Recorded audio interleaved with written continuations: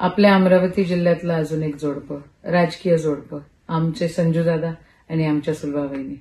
सुलभा वहिनींबद्दल मला खरंच काय बोलायचं नाहीये, कारण त्या आपलं आपलं काम करत राहतात, कोणावर कधीच बोलत नाही. पण संजू दादा एक वेळा, संजय दादा आमचे दादा, मोठे दादा, एक वेळा आमदार झाले, त्यांच्या हातात सत्ता आली की ती भयंकर अरेरावी करतात.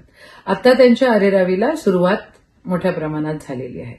आज 151 वर्षाची आपली अमरावतीची एपीएमसी आहे. मी सहकारात फार जास्त भाग घेतला नाही, पण आता हळूवार मला थोडं थोडं ते समजायला लागलेलं आहे. माझ्यावर ते म्हटले की 10 वर्षापासून एपीएमसी माझ्या ताब्यात आहे. अजिबातच नाही. 2.5 वर्षापासून हो नक्की. एक सर्वसाधारण घरातला एक मुलगा, एक शेतकरी त्या ठिकाणी सभापती झाला आणि एपीएमसीच्या इतिहासामध्ये सर्वच्या सर्व सीटा एका पॅनलच्या निवडून आल्या. राहिला विषय करप्शनचा, तर संजय दादांच्या आजूबाजूला जी लोक आता बसलेली आहेत, एपीएमसीचे सभापती कोण होते, त्यांनी जो विधानसभेमध्ये प्रश्न उचलला त्यावेळेला सभापती कोण होते, सचिवांना जॉईन करायचा त्यांचा विषय होता. सचिवांवर तर खूप दबाव त्यांनी आणला. एक मागासवर्गीय समाजाचा एक हुशार शिकलेला त्या ठिकाणी सचिव तिथं बसलेला आहे, तर हे काय त्यांना सहन होत नाहीये. त्याच्यावर खूप दबाव आणला की तू एपीएमसीतल्या गोष्टी आम्हाला सांगत जा, आम्ही मग त्या सगळ्या करतो. त्यांनी जेव्हा नाही म्हटलं, मग त्याला त्यांनी काय करप्ट घोषित केलं वगैरे वगैरे वगैरे. आता विषय असा आहे की खऱ्या अर्थानं जर संजय दादांना एपीएमसी मध्ये जर खरंच विकासात्मक कामांमध्ये इंटरेस्ट असता तर त्यांनी मदत केली असती. पण बघा, या मागच्या 2.5 वर्षांमध्ये तिथलं इन्कम वाढलेलं आहे. पहिले 18 कोटी होतं, आता 21 कोटीपर्यंत ते आलेलं आहे. किमती वाढलेल्या आहे, सगळ्या वाढलेल्या आहे. मूलभूत सुविधांची कामं जवळपास 5-6 कोटींची झालेली आहे. त्याच्या सगळ्या कंप्लेंट्स आदरणीय संजय दादांच्या आजूबाजूला असलेल्या लोकांनी त्याच्या कंप्लेंट्स टाकलेल्या आहेत. Very good. तुम्हाला कंप्लेंट्स टाकायच्या, अडथळा करायचे आहेत. बघा, इथे विकास कामांच्या लिस्ट, ह्या सगळ्या मूलभूत सुविधांसाठी विकास कामांच्या लिस्ट इतकी कामं आहेत. म्हणजे एकूण ही कामं जवळपास 12-13 कामं या ठिकाणी आहेत. त्याचे प्रस्ताव सगळे पडलेले आहेत. या प्रस्तावांना प्रत्येक ठिकाणी अडथळा आणलेला आमच्या संजय दादांनी आहे. त्यांचं म्हणणं आहे की एपीएमसी पहिले ताब्यात घ्या आणि मग कामं करा. आता जी मंडळी, काही मंडळी आमच्यातली, आमच्या जवळची, आमची बंधू त्या ठिकाणी गेले, त्यांना पण तीच आमिष आहे. ठीक आहे, राजकारणामध्ये कधी इकडे कधी तिकडे जिधर बम उधर हम वाले काही लोक असतात, ते जातात. जे गेले ते कावळे, जे उरले ते मावळे. आणि मावळ्यांच्या भरोसे या ठिकाणी विचारांच्या भरोसे सामोरे जावंच लागेल. पण 151 वर्षाच्या ह्या एपीएमसीला करप्ट एपीएमसी म्हणून घोषित करणारे आमचे बंधू, ज्यांना ताब्यात घ्यायचं आहे, ह्या 5 डिव्हिजन मधला जो विभागीय सहनिबंधक असतो त्याच्यावर भरपूर प्रेशर. ठीक आहे, या उपनिबंधक जिल्ह्याचा जो असतो त्याच्यावर भयंकर प्रेशर. सगळ्यांवर प्रेशर आणून काही साध्य करू देत नाहीये. सगळं त्यांना त्यांच्या ताब्यात घ्यायचं आहे.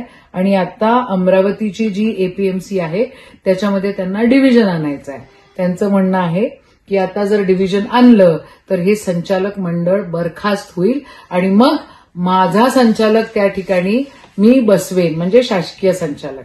आता काल परवा तर ते म्हटले की कोर्टाच्या केसेस पण आमच्याच हिशोबाने लागतील. म्हणजे कोर्ट तुम्ही खिशात घेऊन फिरताय का? तुम्ही तिथेही त्या गोष्टी करताय का? तुमच्यात खरंच दम असेल ना, आणि तुम्हाला खरंच विकासाची कामं करायची असेल आणि विकासात्मक दृष्टिकोन तुमच्याकडे जर असेल तर ही कामं मंजूर होऊ द्या. ही जर कामं मंजूर झाली तर आम्ही कबूल करू की हो बाबा, त्यांनी काही राजकारण आणलं नाही.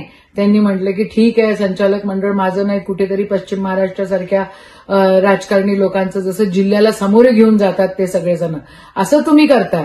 पण नाही, तुम्हाला तोडफोड करायची आहे, तुम्हाला दादागिरी करायची आहे.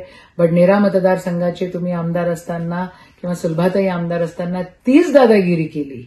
आणि खऱ्या अर्थानं आदरणीय आमचे दुसरे बंधू रवी राणांचा जन्मच यांना कंटाळून झालेला आहे. आता त्यांच्या राजकीय भविष्यामध्ये काय होणार आहे, काय नाही होणार आहे हे मला बोलायचं नाहीये. पण अमरावतीचे विकास कामं झाले पाहिजे, तुम्हा लोकांकडे आज सत्ता आहे आणि आम्हालाही बघायचंय की तुम्ही काय करताय. तसं तुम्ही पण दलबदलू आहात की. मागच्या वेळेला काँग्रेसचे आमदार होते, यावेळेला तुम्ही एका वेगळ्या पक्षाचे आमदार आहे आणि ज्या पक्षाचे आमदार तुम्ही आहेत त्या पक्षाच्या लोकांनी करप्शनबद्दल काहीच बोलू नये.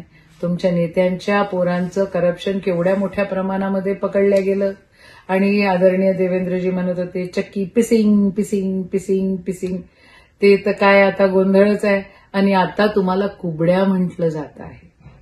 ठीक आहे, आम्ही सत्तेत नाही आहोत, पण आम्ही आमचे मावळे घेऊन त्या ठिकाणी लढणार आहोत.